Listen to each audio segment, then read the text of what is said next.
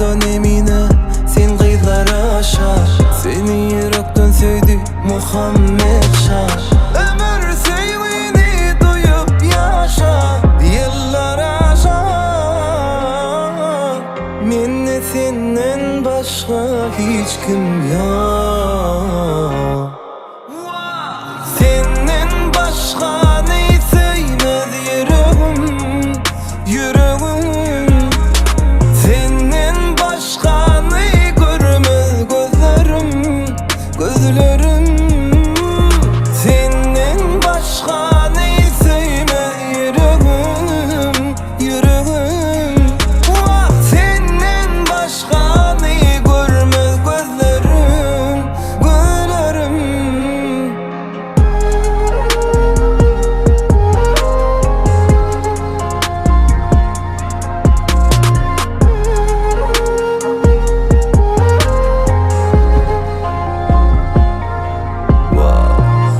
Sen bir yekece leleceğim, asmanımda yıldızcığım. Söyünüm hem de seveceğim emine cana.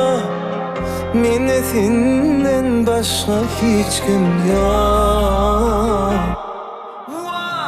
Senden başka ne sevmez yüreğim, yüreğim.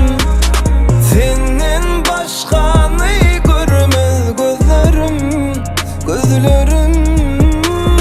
Senden başka ne sevmez yüreğim, yüreğim. Senden başka ne görmez gözlerim, gözlerim.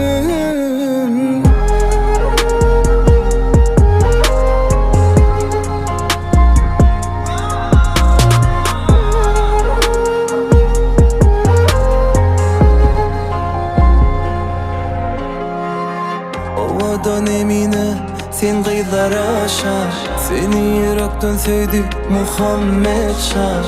Ömür sevgini duyup yaşa, yıllar aşar. Menne senden başka hiç kim yok.